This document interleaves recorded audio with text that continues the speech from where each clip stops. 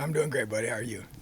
Not bad at all. Just want to check in on a couple injured guys that were out last week. I know we talked a little about James Head. Just want to check in on his sad status, and also want to check in on Jonathan Haynes. Yes, I would say optimistic that James Head will be able to give us some snaps on Saturday.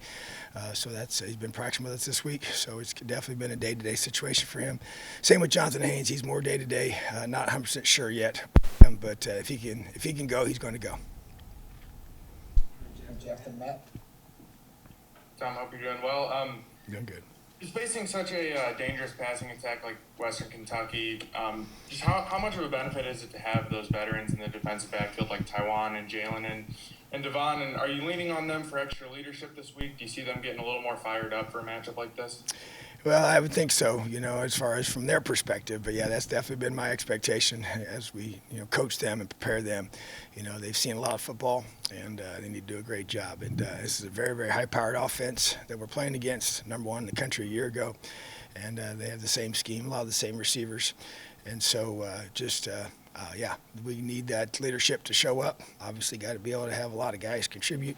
Starts up front with being able to do a good job of getting pressure, not letting their quarterback feel comfortable, and doing a good job of making sure that he feels us mentally and physically. So that's going to be the objective. Matt and Zach. Hey, Coach, how you doing? I'm good, buddy. How are you? I'm okay. On Monday, Coach Wilt mentioned you don't want to be a defense that plays 11. You want to be a defense that plays 22 and maybe even more than that at some point. 2 games into the season, how do you feel about the depth on defense? I know you had a lot of guys back, so you had a number of starters kind of returning, but behind them, how do you feel guys have developed and given you that, extra guy or even two at some positions? Yeah, it's definitely a major focus for us and a goal to have to be able to play a lot of guys and definitely 22 as a minimum and play more for positions, So I think they're growing. I think that each week they're getting a little bit better. Obviously, the more they play, the better they're going to get and get a chance to get out there and learn our system and learn to communicate and play at a high level of confidence and a high level of execution together. So to me, it's more about just the collective group, so trying to be able to have a scheme that all these guys can learn and execute at a high level for 60 minutes and beyond, whatever it takes. So I think those guys are definitely coming along. I want to see that to continue. We have to take another step forward this week with the type of offense that we're about to play. Zach and Seth. I guess asking just to kind of follow on to that offense, and I'm sorry if this has already come up, that there are some differences, obviously, different quarterback. I think they retained at least one of their offensive coordinators was retained from a year ago, but I imagine the spin's a little different. I guess just when you try to sort of walk guys through getting them ready a year ago for Western Kentucky versus getting them ready now, what are some of the differences you see? Well, when you go through, like you said, it is a different play caller, same system. So you always have to go, and every play caller has his own personality. So you have 2 games to evaluate from this year. So you lean heavily on those, but you also, we've used their all 14 games they had from last year. They played in their conference championship game and they played in the bowl game. So you got a lot of film to study, but that also creates a lot of things to consider as you prepare for them. So trying to do a blend of both and be able to get a feel for how we think they're going to call the game. And a lot of it's going to be reacting to what they choose to do. So it'll be it's typical the first 2 or 3 or 4 games of the year until you get a 3 or 4 game base, since they've already been off, so they've only played twice. So but because they had the bye week due to playing week 0. But bottom line is that you don't have a lot of statistical data to support what you're going to see this year, just 2 games worth. And so you have to be able to use some from the past as well. So that's the challenge without question. So, but it's a talented quarterback, even though he's new, has a really strong arm, very, very, he's got a high IQ from a football perspective, as you can tell, and understands what we're trying to take the ball, and a tough kid, big kid, and can run it as well. So he gives him a really a lot of weapons on offense. Seth and Dustin. Tom, a lot of the talk has been about the defense going up against Western Kentucky's offense, but offensively, I guess, what are you looking for from Connor this week and from the offense against an offense that could put up some points on the other end?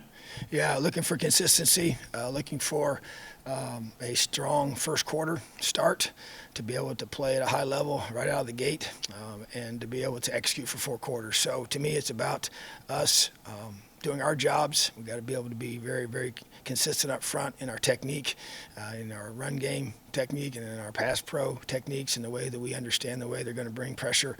They do a really good job on third downs, and give you a lot of different looks. So I feel like for me, it's more about just us doing a great job of reacting to what we're going to see, and you still don't know for sure how they're going to defend us until you get into the game, and so to be able to adjust to that is going to be our coach's responsibility. And so, from Connor's perspective, it's more about just being mentally focused and ready to go from the very beginning. Dustin and Zach. Tom, I guess just to keep going on Connor, I guess the one thing we keep hearing about him from teammates and even from you guys is just his, that he's sort of flatline personality-wise, basically, that he's not really different at all based on what's going well and what's not. What do you like about that, basically? What do you think the value is of that for a quarterback? Well, I think the biggest value is this is an emotional game. It's a momentum-driven game. And you better have a really bad memory, at that position. If you make a mistake, you can't dwell on it. It'll get you to make another mistake, and maybe the very next play if you're not locked in. If you wear the emotional, effects of a negative play. So I think the benefit is the fact that he's able to flush it. He doesn't get, overly excited when he makes a play because he's got to go make another play. He doesn't get down when he doesn't make a play because he's got to go, find a way to make another play regardless of what just happened. So I like that. That's that don't blink mindset that we've had in this program for a long time, and the ability to flush negative things and press on and be able to have that 1-0 mindset that, hey, it's about the next play. And so to me, he brings that, and I think he brings that to our offense as well.